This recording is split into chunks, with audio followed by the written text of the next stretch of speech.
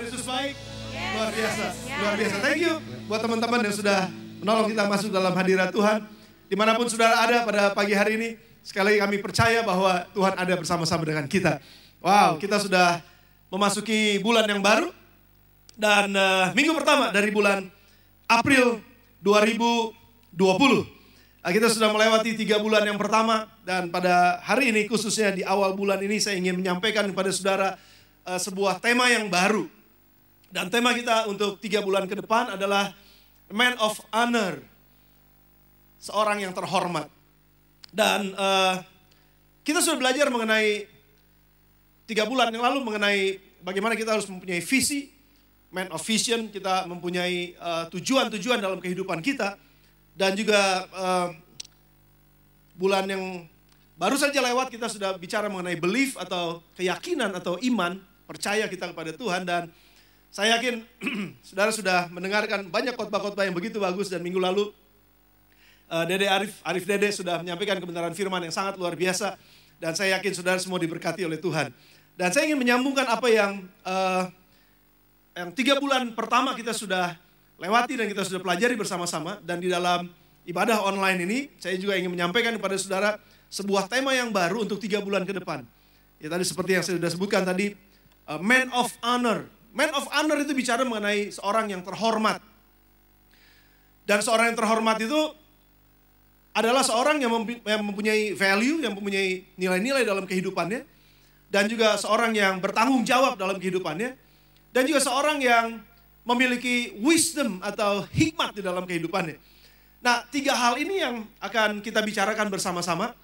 Dan selama 3 bulan ke depan, bulan April, Mei, Juni, April kita akan bicara mengenai value. Lalu bulan April, Mei kita akan bicara mengenai responsibility. Mei, Juni kita akan bicara mengenai wisdom atau hikmat yang daripada Tuhan. Sehingga doa saya adalah supaya kita sebagai sidang jemaat Tuhan, khususnya orang-orang yang percaya kepada Yesus Kristus sebagai murid-muridnya, kita akan tumbuh dan berkembang sebagai seorang yang bukan cuma sekedar kita punya visi bagus, kita punya tujuan-tujuan yang mulia, kita punya iman yang kuat, tetapi kita juga menjadi orang-orang yang terhormat. Dimanapun saudara hidup, dimanapun saudara bekerja, apapun yang menjadi profesi saudara, seharusnya kita sebagai umat Tuhan, sebagai murid Kristus dalam dunia ini, kita akan menjadi orang-orang yang terhormat. Nah saya coba membahas dulu sedikit bersama dengan saudara kata terhormat atau kata honor dalam bahasa Inggrisnya, makanya man of honor gitu ya. Dalam bahasa Inggrisnya honor, tulisannya sebenarnya honor, saudara, honor. Ya itu ya, bicara tentang honor sebenarnya. Honor adalah penghargaan yang diberikan kepada seseorang karena jasa, karya, perbuatan baik yang berguna untuk kemanusiaan. Orang tersebut kita berikan penghormatan. Atau yang disebut dengan honor. We honor him, we honor her, we honor them. Kita menghargai mereka, kita menghormati mereka, kita menaruh penghargaan dan nilai tinggi buat mereka. Oke?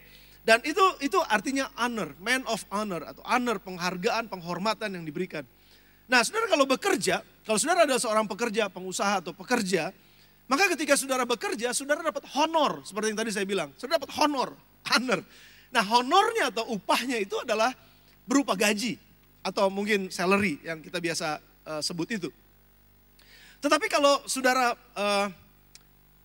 melakukan sebuah karya di dalam kehidupan saudara, saudara menginvestasikan hidup saudara untuk sebuah karya yang bermanfaat buat kehidupan manusia di seluruh dunia ini. Let's say misalnya, saudara menemukan serum untuk COVID-19. Wah, saudara akan menjadi seorang yang terhormat sebenarnya, yang diberikan honor, diberikan penghargaan karena saudara menemukan sebuah karya di mana saudara bisa memberikan manfaat buat kehidupan banyak orang. Nah itu disebut dengan orang yang terhormat, saudara. Honor people. Jadi kalau orang yang berkarya dan mereka menghasilkan sesuatu yang baik dalam kehidupan manusia, diberikanlah dia penghargaan. Jadi penghargaan itu bisa berupa gaji atau salary, penghargaan bisa berupa penghormatan, penghargaan bisa berupa ya penghargaan ya yang bisa dipajang di tembok-tembok. Biasanya kita di rumah kita bisa lihat itu, wah ini penghargaan ini, penghargaan ini, penghargaan ini. Kalau seorang perwira ditaruh penghargaannya begitu banyak nanti di jaketnya gitu ya. Ada, oh ini dulu saya menang lawan ini one on one lawan Mike Tyson misalnya. Ya, itu ditaruh di situ, ada penghargaan itu penghormatan sudah yang diberikan karena karyanya. Nah, bicara tentang penghormatan, itu tadi yang saya katakan mengenai value. Selama bulan April ini kita akan sama-sama bicara mengenai value atau nilai kehidupan seseorang yang bernilai gitu. Nah, saya ingin saudara mulai berpikir dan mulai merenungkan, apakah kehidupan saya bernilai atau enggak gitu. Apakah kehidupan saya ini berharga atau enggak gitu. Ya tentu saja di mata Tuhan kita berharga.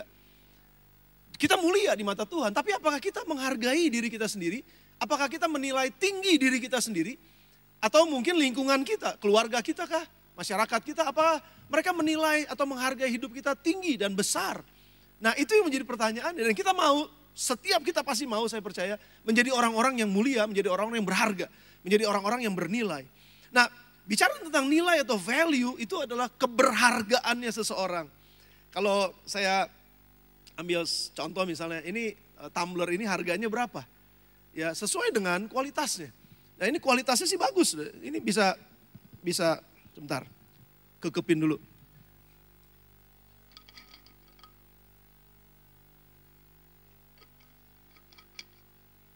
Ini harganya lumayan. Gak terlalu mahal, gak terlalu murah. Dia bisa kenapa jadi kekepin? Dia bisa menjaga air tetap panas di dalamnya. Ya, berarti dia punya harga dan dia bernilai buat saya. Khususnya kalau saya membutuhkan air minum yang masih hangat, ada di sini saudara. Jadi harganya dia itu berdasarkan fungsinya dia. Yaitu keberhargaannya dia.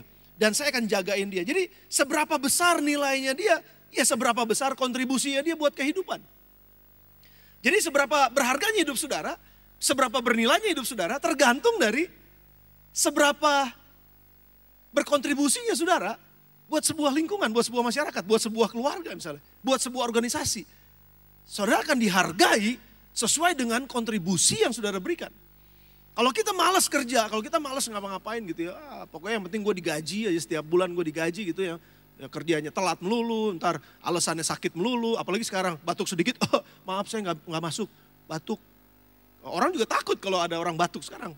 Nah jadi malas banget kerjanya, bagaimana mungkin dia dihargai dengan harga yang tinggi? Bagaimana mungkin dia dinilai dengan nilai yang tinggi? Nah jadi semakin besar nilai seseorang, semakin besar penghormatan yang akan diberikan kepada orang tersebut. Berapa banyak di antara saudara yang mau dihormati? Kita semua orang pasti mencari penghormatan. Kita cari, oh saya mau dihormati di sini, saya mau dihormati di sana, dan lain sebagainya. Tapi sebenarnya nggak usah cari penghormatan. Buat hidup kita bernilai, penghormatan akan datang dengan sendirinya. Itu penting banget saudara. Jadi saya mau supaya seluruh sidang jemaat Bethlehem akan menjadi orang-orang yang bernilai. Menjadi orang-orang yang berharga gitu, martabatnya bagus gitu. Ya ini semua bisa kita nilai dari entah pembicaraannya, percakapannya kah, hasil kerjanya kah, cara berpikirnya kah, bagaimana dia berkontribusi dalam masyarakat, itu semua dinilai dari situ. Nah, ini baru pendahuluan. Sekarang adalah bagaimana caranya kita menjadi orang yang terhormat dan bagaimana kita sebagai Bethlehemers atau sebagai orang-orang yang percaya kepada Tuhan membangun hidup kita supaya hidup kita ini berharga dan bernilai. Saya diberkati sekali oleh catatan yang ditulis oleh Yakobus, saudaranya Yesus. Yakobus pasal yang pertama, ayat yang pertama sampai dengan ayat yang ke-8. Yakobus pasal yang pertama, ayat yang pertama sampai dengan ayat yang ke-8, saya akan bacakan buat saudara. Dan nanti saudara, kalau saudara di rumah, saudara enak ya, saudara bisa mungkin sambil angkat kaki begini, enak juga sambil ada minuman. Tapi saudara perhatikan firman ini baik-baik, dan saya berharap saudara mencatat apa yang akan kita bahas dari Yakobus ini. Karena ini akan sangat bernilai buat saudara, sangat berharga buat saudara. Buat saya juga, karena saya udah dapatkan ini dan saya hidupi ini dalam kehidupan saya dan dalam kehidupan keluarga kami. Apa yang dicatat oleh Yakobus? Apa yang ditulis oleh Yakobus? Ayat yang pertama bilang begini, salam dari Yakobus, hamba Allah dan Tuhan Yesus Kristus. Kepada siapa? Kepada 12 suku di perantauan, diaspora, nyebar di seluruh dunia, di perantauan.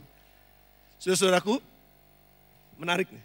Anggaplah sebagai suatu kebahagiaan apabila kamu jatuh ke dalam berbagai-bagai pencobaan. Kok jatuh bahagia? Tunggu dulu.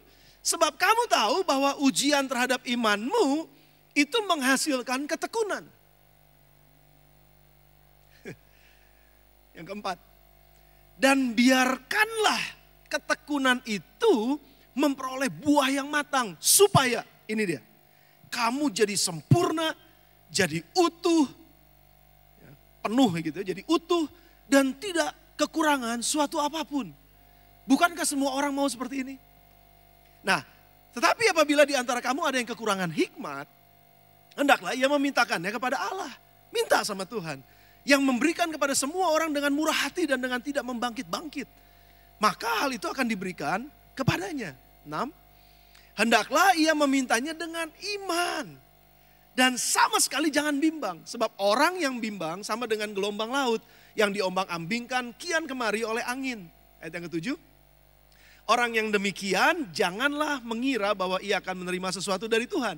Dan yang terakhir ayat 8. Sebab orang yang mendua hati termasuk yang mau poligami gak akan tenang dalam hidupnya. Saya doain saudara yang poligami gak akan tenang dalam hidup saudara. Karena saudara mendua hati. Ini firman Tuhan. Oke, saya gak bahas ininya sih saudara. Tapi orang yang mendua hati tidak akan tenang dalam hidupnya. Nah, saudara mari kita bahas ayat ini satu persatu. Saya berdoa biar firman pada hari ini, di awal bulan April ini, akan bermanfaat buat hidup saudara. Dan akan membuat hidup saudara jadi lebih baik. Siap? Siapin catatan saudara. Yang pertama, ayat yang pertama tadi bilangnya apa? Salam dari Yakobus, hamba Allah dan Tuhan Yesus Kristus kepada 12 suku di perantauan. Nah saudara perhatikan, ini penting nih. Waktu saya baca ini saudara, saya dikejutkan oleh Roh Kudus bahwa ternyata Yakobus ini lagi ngomong seperti saya lagi ngomong sama saudara. Nggak ketemu langsung secara fisik. Kenapa? Karena dia nulis surat. Kalau dia udah punya online, dia pasti online. Cuma masalahnya waktu itu belum ada online. Jadi dia nulis surat, dan sudah bisa bayangkan ya, ini tersebar di seluruh dunia, diaspora. Dari 12 suku Israel tersebar di seluruh dunia. Jadi dia mesti nulis surat. Saya cuma bayangin gini saudara, waktu itu belum ada mesin fotokopi. Dia nulis satu buat yang ada di Roma. Tapi kan itu bawanya juga, waktu itu belum ada kantor pos. Mungkin pakai burung merpati. Dia dikeplekin dulu gitu kira-kira. Dia terbang ke sana bawa, terus dia nulis surat, kopi yang kedua, kopi yang ketiga, kopi yang keempat. Saudara bisa bayangin kalau ada 100 jemaat di seluruh diaspora, dia mesti nulisin 100 tuh saudara. Karena belum ada mesin fotokopi.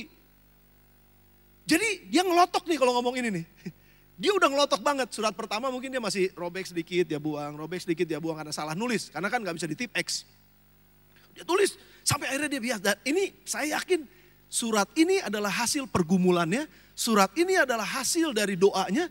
Surat ini adalah hasil dari perenungan dan suara Tuhan yang bicara kepada Yakobus. Menghibur semua orang yang ada di diaspora. Oke, sudah bersama dengan saya. Katakan yes.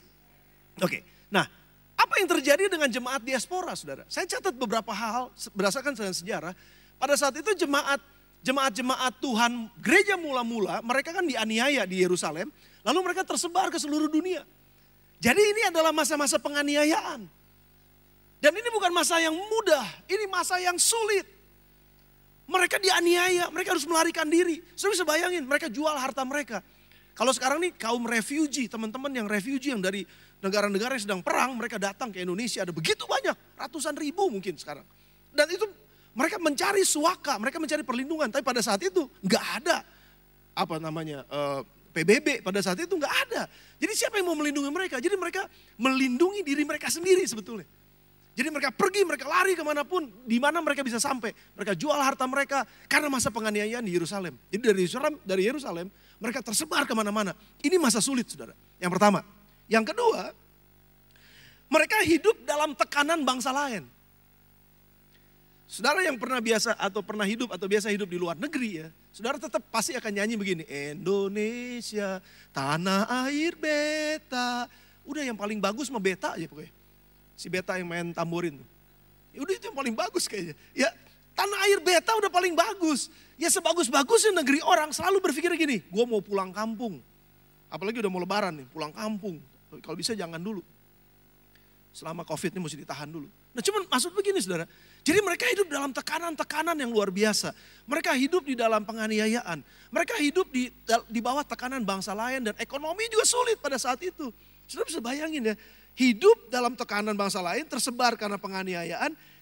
Ini satu lagi, nggak ada pemimpin rohani kayak zaman sekarang ada gembala sidangnya. Jadi kalau mereka tersebar di negara-negara atau di kota-kota lain gitu saudara, itu nggak ada gembala sidang. Yang ada apa? Mungkin korwil. Paling mentok gembala wilayah. Nggak ada gembala sidangnya. Karena apa gembala sidangnya? Petrus, Yohanes, itu pimpinan-pimpinan majelisnya, Yakobus, mereka ada di Yerusalem. Jadi mereka tuh tersebar. Jadi saudara bisa bayangin ya, kalau saudara merasa susah ibadah online, mereka jauh lebih susah. Kalau saudara susah ngelihat bahwa ekonominya sekarang susah nih, mereka jauh lebih susah. Percayalah. Mereka jadi orang-orang refugee, mereka jadi pelarian-pelarian. Dan mereka susah saudara. Lalu apa lagi? Mereka dianggap aliran sesat. Saudara bisa bayangin. Dianggap aliran sesat. Kenapa? Karena pada saat itu kan dibilang, ini aliran siapa nih? Ini orang Kristen kata. Itu Kristen dulu bukannya agama. Kristen itu adalah kata olok-olok buat murid Kristus.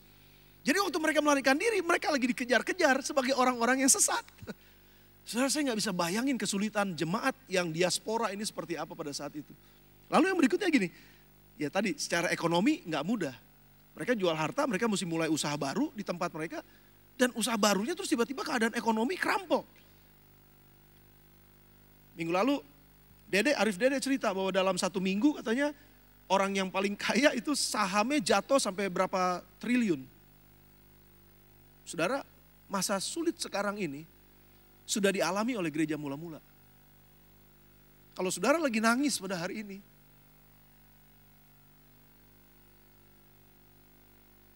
saya berdoa buat saudara. Ada tangan Tuhan yang kuat yang akan menolong saudara.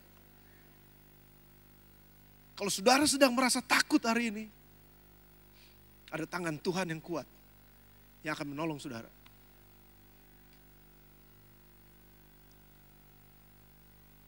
Be bold, kuat, berani. Karena jemaat mula-mula udah ngalamin apa yang saudara dan kita semua alamin. Cuman kita gak separah mereka. Mereka parah banget, mereka susah banget saudara. Nah, itu baru dari ayat yang pertama. Saudara siap untuk khotbah lebih panjang? Kita masuk ayat yang berikutnya.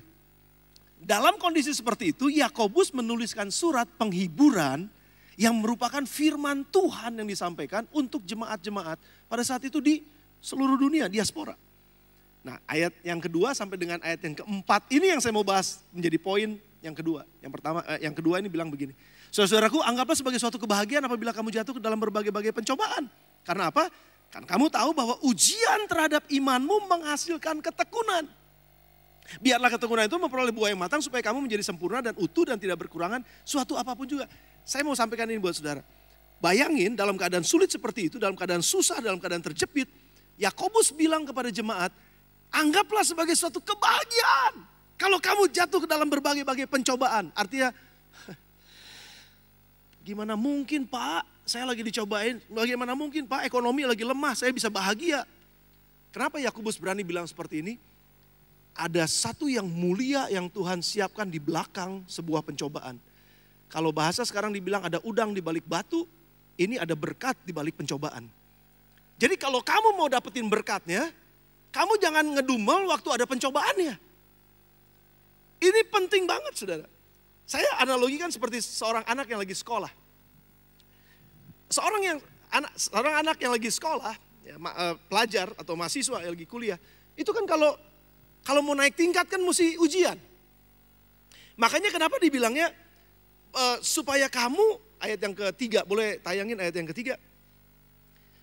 Sebab kamu tahu bahwa ujian terhadap imanmu, nah ini dia, tahan lu ayatnya di situ. Kalau kita mau lulus ujian, maksud saya gini, kalau kita mau naik kelas dari iman, kita mesti lulus ujiannya. Jadi iman itu harus diuji. Bulan lalu kita udah bicara mengenai iman ya. Bulan lalu kita udah bicara mengenai belief, percaya kepada Tuhan. Oke, kita percaya kepada Tuhan, tapi itu mesti diuji. Kalau itu nggak diuji, maka nggak tahu imannya lulus apa enggak. Karena hari-hari begini ada begitu banyak orang yang bilang katanya, saya beriman, saya beriman, saya beriman. Tunggu dulu, beriman yang kayak bagaimana? Karena iman harus diuji.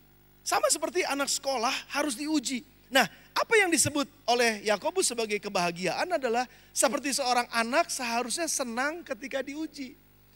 Youth yang dengar saya, anak-anak yang dengar saya hari ini, senggol temanmu kalau kamu lagi sama temanmu, bilang begini, tuh ujian tuh mesti senang. Bilang, ngomong sama-sama. Ya kenapa?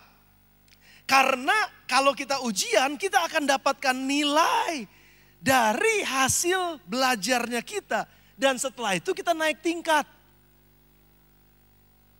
Kalau kita nggak mau ujian, belajarnya kita percuma. Karena nggak tahu hasil belajar itu bagus atau enggak. Yang pertama. Yang kedua, kalau nggak ada ujian, kita nggak pernah naik tingkat dalam kehidupan kita. Atau dalam kelas kita kalau kalian sekolah. Nah, jadi kenapa kita mesti bahagia? Anggap saja begini, wah ada ujian nih, yes ujian. Kenapa? Siap-siap naik kelas. Gitu. Jadi iman pun harus diuji. Tapi memang pada masa ujiannya itu nggak enak banget. Kenapa? Karena kita kudu belajar, tidurnya larut malam, bangunnya subuh-subuh. Kita mesti berpikir keras, lalu kita mesti berlatih dan lain sebagainya. Sehingga kita capek banget. Nah itu dia, masalahnya tuh banyak orang nggak mau ujian karena capek. Nggak mau ujian karena susah. Nggak mau ujian karena, gue udah enak kayak begini ngapain ujian. Saudaraku, kalau engkau mau hidupmu lebih baik, siap-siap untuk diuji. Karena tanpa ujian, kita nggak akan pernah bisa naik kelas. Saya catat di sini saudara, justru ujian iman kita menyebabkan hidup kita dipromosi. Saudara nggak akan ngalamin promosi di kantor saudara, kalau saudara nggak pernah diuji sama bos saudara. Saudara nggak akan pernah naik pada level kehidupan, standar kehidupan yang lebih baik, kalau saudara nggak bisa melewati kesulitan-kesulitan yang ada. Sementara saudara menghadapi sebuah kesulitan untuk naik kelas. Jadi ujian itu begitu penting. Jadi makanya kenapa Yakobus katakan, ayo kuat kamu. Ayo walaupun kamu jauh dari Yerusalem, walaupun kamu tersebar sebagai diaspora. Walaupun kamu banyak ngalamin masalah tekanan ekonomi yang susah. Saya ngerti kata Yakobus, ini loh firman Tuhan buat kamu. Anggap itu sebagai sebuah ujian yang membuat kamu naik kelas. Karena hidupmu gak akan ada di tempat yang sama. Besok hidupmu jauh lebih baik daripada hidup hari ini. Asal kamu berani untuk lewatin ujiannya. Jadi saudara kalau kita mau dipromosi, otomatis kan kalau promosi kan saudara yang tadinya manajer terus sudah dinaikin jadi direktur, manajer. Naik kelas kan itu promosi namanya. Tapi kan mesti lewatin ujian-ujian yang susah dulu. Dan akhirnya apa? Dapat upahnya lebih gede, gajinya lebih gede. Nah sama saudara dalam kehidupan kita juga sama. Kalau kita mau betul-betul berdampak lebih besar, berdampak lebih luas buat kehidupan orang lain, bisa nolongin orang lain lebih banyak lagi. Jangan pernah ngedumel, jangan pernah bersungut-sungut ketika ujian terhadap iman kita itu datang. Buat saya, buat kami kebanyakan hamba-hamba Tuhan, COVID-19 ini adalah ujiannya. Buat saudara jemaat Tuhan, COVID-19 adalah ujiannya. Engkau tetap mau ibadah apa enggak walaupun enggak di gereja? Ketahuan imannya nanti. Engkau tetap gak mencintai Tuhan? Engkau tetap WPDA gak? Engkau tetap gak memuji Tuhan walaupun gak ada pemain musik yang keren-keren kayak New Life kan? Di rumah boro-boro main kuncinya salah-salah lagi. Waktu nyembah Tuhan.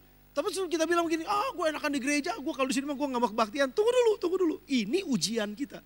Saya mau bilang ini buat saudara. Kalau kita bisa menikmati ibadah kita di tempat yang tersembunyi dan di tempat yang sepi, kita pasti bisa menikmati ibadah di tempat yang ramai sekalipun. Itu udah pasti. Nah jangan sampai kita cuma bisa nikmatin ibadah di tempat yang ramai. Di tempat yang sepi kita gak rasain hadirat Tuhan. Justru itu salah. Ini ujian buat kita. Rasakan hadirat Tuhan dimanapun kita ada. Nanti begitu kita sempat ngumpul lagi rame-rame lagi.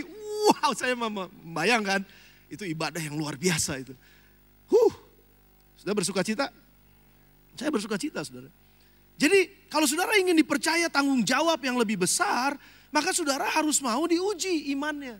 Ujian iman saudara, itu akan membuat kita naik kelas. Jadi hasil dari iman yang teruji adalah, tadi ayat yang keempat, menghasilkan ketekunan.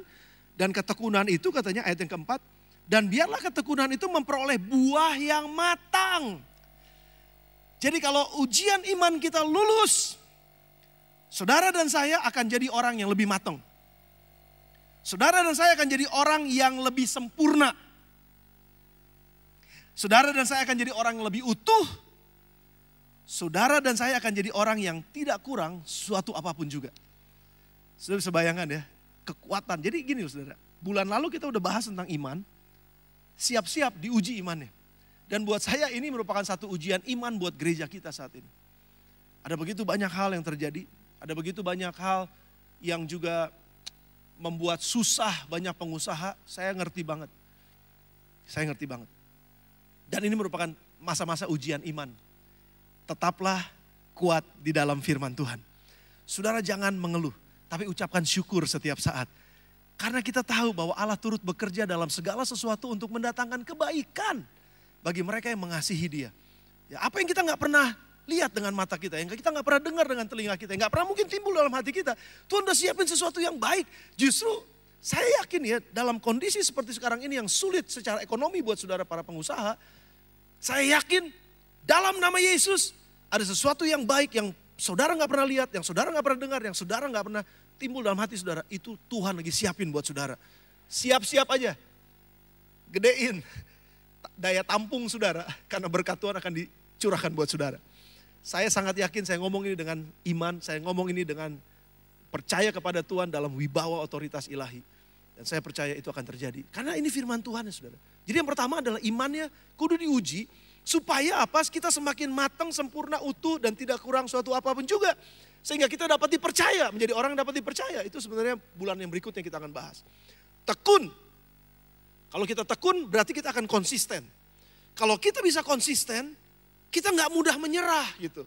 Nggak mudah stop, udahan aja deh, capek dong gue, udah susah deh, udah berhenti aja deh, udah kita balik lagi aja ke Mesir. Itu orang Israel. Karena mereka nggak tekun sudah di dalam perjalanan mereka. Jadi akhirnya mereka nggak dapatkan apapun, kecuali 2 orang yang pada akhirnya masuk ke tanah perjanjian. Karena mereka tekun, mereka jalani dengan iman dan percaya kepada Tuhan. Bahwa Tuhan sanggup lakukan hal-hal yang belum pernah mereka lewati mungkin sebelumnya. Saudara, saya mau ajak saudara untuk poin yang pertama ini, iman. Mari siap-siap untuk ujian iman. Kalaupun sekarang sedang ujian iman ya, jangan seorang pun menyerah. Kita udah dengar sepanjang bulan kemarin tentang belief, percaya, iman. Terus tertanam di dalam kebenaran kita, tertanam di dalam kebenaran firman Tuhan, tertanam dalam apa yang kita yakini, dan jangan pernah goyah. Yang kedua, saudara, yang kedua. Ayatnya yang kelima. Sampai dengan ayat yang ke-8 nanti, tapi ayat yang kelima dulu. Tetapi apabila di antara kamu ada yang kekurangan hikmat, hendaklah ia memintakannya kepada Allah, yang memberikan kepada semua orang dengan murah hati dan tidak membangkit, maka hal itu akan diberikan kepadanya. Nah saudara, coba perhatikan saya. Kehidupan yang naik karena imannya naik, ya, kehidupan yang naik karena imannya naik, itu kan membutuhkan hikmat yang lebih besar. Jadi kalau saudara, kita kalau sekolah ya, dari kelas 6 SD naik ke S1 SMP. Hikmat kelas 6 SD-nya udah cukup. Tapi begitu dia naik ke kelas 1 SMP, dia butuh hikmat yang baru. Untuk bisa mengalahkan, untuk bisa menaklukkan pelajaran-pelajaran 1 SMP. Makanya kenapa kita selalu harus minta hikmat sama Tuhan. Nah, kalau imannya udah selesai, yang kedua adalah hikmat Tuhan. Kita butuh hikmat Tuhan. Jadi kalau iman kita kepada Tuhan, yang kedua kita butuh hikmat yang dari Tuhan. Apa maksudnya hikmat dari Tuhan? Ini sekali lagi saudara, untuk kelas yang baru, pelajaran yang baru, kita membutuhkan hikmat yang baru. Dan Allah adalah sumber hikmat. Saya ingin menyampaikan beberapa ayat dari kitab Amsal, karena Amsal adalah kitab hikmat yang luar biasa. Dan Salomo mengajarkan pada kita banyak hikmat. Hikmat ada di mana-mana. Jadi kita belajar. Namun dalam hal ini saudara, yang pertama kita buka Amsal 9 ayat yang ke-10. Permulaan hikmat adalah takut akan Tuhan. Dan mengenal yang maha kudus adalah pengertian. Jadi gak akan pernah ada hikmat dari Tuhan dan pengetahuan pengertian akan Tuhan sebelum kita belajar untuk mengenal Tuhan dan takut kepada Tuhan. Gak pernah ada hikmat. Mungkin sudah bilang begini, saya gak perlu hikmat Tuhan, saya udah pinter kok dari SD sampai perguruan tinggi ranking 1 terus. Itu penghargaannya banyak tuh ngederet tuh di rumah. Oh fine, gak jadi masalah, itu memang hikmat, Tuhan beri hikmat kepada saudara, Tuhan bisa beri hikmat kepada setiap orang, tetapi hikmat manusia sangat terbatas. Tapi hikmat Tuhan, hikmat yang tidak terbatas. Saudara mau punya yang terbatas, apa yang tidak terbatas? Pilihannya ada di tangan saudara. Dan kalau saya pilih hikmat yang tidak terbatas, makanya setiap kali saya naik kelas dalam kehidupan saya butuh hikmat yang lebih besar. Saya nggak nyari pakai hikmat saya sendiri, saya cari hikmatnya Tuhan. Dan hikmat Tuhan ada di mana-mana. Dan kita bisa belajar di mana-mana. Tapi kita mesti tetap percaya kepada Tuhan, betul-betul mengandalkan Tuhan, betul-betul nangis di hadapan Tuhan. Kalau nggak ngerti, datang sama Tuhan kayak anak kecil. Minggu lalu Dede udah sampaikan seperti anak kecil. Seperti anak kecil, minta, oh Bapak aku bergantung kepada hikmat-Mu. Aku percaya kepadamu, tapi aku butuh hikmat-Mu juga. Jadi cari hikmat daripada Tuhan. Lalu ayat yang berikutnya, Amsal 13 ayat yang ke-10. Amsal 13 ayat yang ke-10. Keangkuhan hanya menimbulkan pertengkaran, tetapi mereka yang mendengar nasihat mempunyai hikmat. Dengar nasihat. Saudara, orang tua tuh wakil Tuhan di bumi ini. Memang ada orang tua memang yang mungkin belum kenal Tuhan, tetapi ada orang tua yang punya wisdom karena pengalaman hidup mereka. Jadi nggak apa-apa kita dengar orang tua kita, walaupun mungkin mereka nggak kenal Tuhan, tapi kita dengar aja nasihat mereka. Kita dapat hikmat yang baru. Saudara yang masih sekolah, saudara kuliah, dengar coba dosen-dosen saudara, dengar guru-guru saudara. Atau mungkin saudara adalah seorang yang udah karyawan kerja, mungkin juga saudara udah, oh saya justru yang harusnya memberikan hikmat. Oke juga, tapi saudara juga mesti dengar hikmat dari hamba-hamba Tuhan mungkin. Mungkin saudara harus dengar hikmat dari teman-teman saudara yang ada di sekeliling saudara. Yang intinya adalah jangan angkuh. Orang yang angkuh tuh bilang gini, gue udah gak perlu lu. Gue gak perlu dengar nasihat orang lain, gue udah pinter. Itu angkuh. Nah orang yang angkuh selalu ribut kemanapun juga dia pergi. Menimbulkan pertengkaran. Tetapi orang yang selalu mau dengar nasihat adalah orang yang berhikmat. Sudah. Yang next, 19 ayat yang ke-20. Ayat 19 ayat 20. Amsal, dengarkanlah nasihat dan terimalah didikan supaya engkau menjadi bijak di masa depan. Well, walaupun bijak ini kita akan bahas nanti di bulan Juni, tetapi saya awali di bulan ini sebagai pembukaan kita untuk sampai dengan bulan Juni. Jadi bijak itu juga penting saudara. Lalu ayat yang kedua, pasal 24 Amsal ayat yang ke-6. Karena hanya dengan perencanaan engkau dapat berperang dan kemenangan tergantung pada penasehat yang banyak. Saya tipe orang yang selalu mau cepet aja, saya gak mau dengar orang lain. Pokoknya ini ikutin aja. Oh saya banyak gagal, saya banyak gagal dalam kehidupan saya. Karena saya mau jalan sendiri. Kalau mau cepet jalan sendiri, tapi kalau mau lama jalan bareng-bareng. Dan mesti banyak nasihat. Oleh sebab itu saya punya banyak teman-teman majelis, saya punya banyak teman-teman kepala-kepala badan, juga ada teman-teman dari kadep dan lain sebagainya. Oh saya mulai mendengar mereka dan saya mulai coba mengunyah, saya mulai coba dengar apa yang mereka pikirkan, apa yang mereka katakan. Saudaraku, saya dibuat semakin lebih bijaksana. Dan ada banyak pilihan-pilihan, ada banyak keputusan-keputusan yang dibuat di dalam gereja ini khususnya. Itu semua karena banyaknya nasihat-nasihat, banyaknya masukan-masukan dari orang-orang. Nah saudara, jadi kita mesti berani dengar nasihat orang lain dan merendahkan diri untuk dengar nasihat orang lain. Amsal yang ke-13 ayat yang ke-20, ini sering banget di ayat. Siapa bergaul dengan orang bijak, menjadi bijak. Tapi siapa berteman dengan orang oon atau bebal, jadi malang nasibnya. Saudaraku, mari kita akan jadi orang-orang yang bijak dan cari orang-orang teman-teman yang bijak. Nah, cuman yang jadi masalah begini saudara. Seringkali kita takut ketemu orang bijak. Kenapa? Kelihatan bodoh. Masalahnya itu tadi, kalau angkuh tuh dia gak mau cari orang pinter. Karena waktu dia ketemu sama orang pinter, apalagi lebih pinter dari dia, justru di situ dia langsung bilang, kok gue jadi bodoh ya. Tapi buat saya saudara, mari kita belajar rendah hati, bergaulah sama sebanyak-banyaknya orang bijak. Membuat hidup kita jadi lebih bijaksana. Yes? Hikmat Tuhan tuh ada di mana-mana. Jadi yang kedua, minta hikmat dari Tuhan. Mintanya dengan cara apa tadi saya udah bahas buat saudara. Yang terakhir ayat yang ke-6 dan ayat yang ke-8, sebentar lagi saya akan selesai. Saudara yang mau ke WC, tahan dulu. Tahan dulu. Ya, dikit lagi saya akan selesai. Yakobus pasal yang pertama ayat 6 sampai dengan 8. Kalau orang, pasal yang ke-6, pasal pertama ayat yang ke-6 dan ke-8. Yakobus pasal yang pertama 6-8. Demikianlah ia memintanya, hendaklah ia memintanya dalam iman. Dan sama sekali jangan bimbang, sebab orang yang bimbang sama dengan gelombang laut yang diombang-ambingkan kian kemari oleh angin katanya. Lalu orang yang demikian janganlah mengira bahwa ia akan menerima sesuatu dari Tuhan. Karena orang yang mendua hati tidak akan tenang dalam hidupnya. Apa maksudnya saudara? Ini dia, maksudnya begini. Iman dan hikmat harus berjalan bersama-sama. Jadi ketika kita punya iman, kita juga mesti minta hikmat dari Tuhan. Kalau kita beriman kepada Tuhan, sangat percaya kepada Tuhan, itu bagus. Tapi gak cukup sebelum kita minta hikmat dari Tuhan. Saya kasih contoh sebentar buat saudara. Karena ada orang yang berhikmat tapi gak punya iman. Sementara ada orang yang sangat beriman tapi nggak punya hikmat. Itu namanya mendua hati, artinya dia nggak utuh gitu. Jadi yang utuh itu adalah punya hikmat dan punya iman, itu utuh baru. Nah itulah yang akan dijawab oleh Tuhan. Nah saya mau ceritakan ini buat saudara. Hikmat dan iman adalah seperti tangan kanan dan tangan kiri yang bekerja bersama. Oke, tahan dulu sebentar. Iman kepada Tuhan, hikmat yang dari Tuhan, itu membuat kita tenang dan kita menerima sesuatu dari Tuhan. Nah, contoh. Kejadian yang memang udah terjadi kira-kira begini saudara.